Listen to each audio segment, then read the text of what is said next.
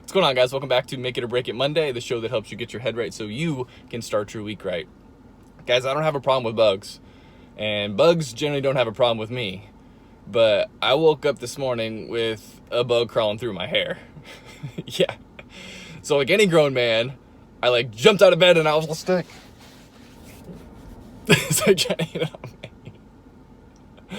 It was pretty ridiculous. But immediately, as people, right, we go to worst case scenario. It was just like a little earwig, but it was just like, what if it actually got in my ear? And then what happens if it got in my brain and something horrible happened? So yeah, so that's how I woke up this morning. And on Labor Day of all days, and it's funny because when we really think about situations like this, they're eye-opening. They make us reflect, they make us think oh my gosh, what could have happened? And I think a lot of us wake up, not with a bug crawling through their hair like I did this morning, but a lot of us wake up every single day just not worried about what's gonna happen. Or too worried about what's gonna happen. Or just to look forward to the weekend. And that's it. That's the only purpose that we have. It's funny when people annoy me now when they say happy Friday. And I know they don't mean anything bad by it at all. It's just something culturally to say. That's like when someone says, hey, how you doing? You're like, good, how are you? It's just happy Friday or happy Monday or happy whatever day. And it's just nah.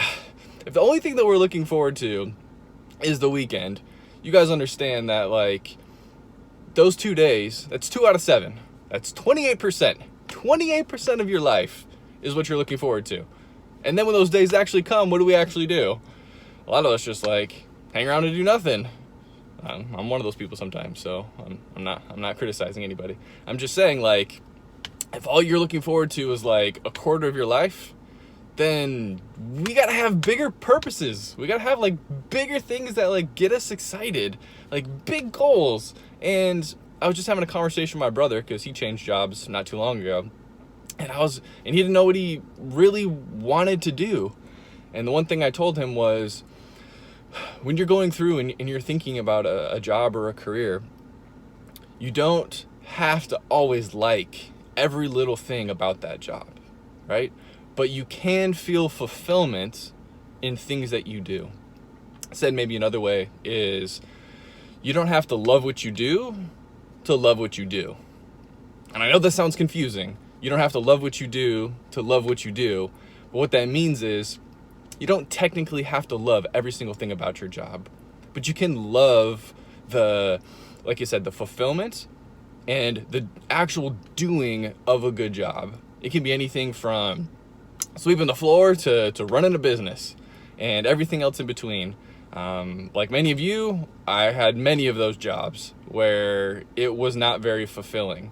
But when I had my first job, when I was 15, I was bagging groceries and pushing carts in the snow in Michigan for a grocery store. And I'll tell you something, being excellent at doing those things, being the fastest, the best bagger, to give the customer a great experience, to make sure that every stray cart in my section was taken care of, that's loving what you do, even when you don't love what you do. You guys get that? So you can get fulfillment out of different parts of your job, even if it isn't your dream job. Because I'll tell you one thing, a lot of us, it's hard to find that dream job. That's why it's called a dream job, right? It's things we dream about. But if you can find something that you're passionate about and you can link it to the fulfillment in a career, that's amazing. But a lot of us, that's hard to do.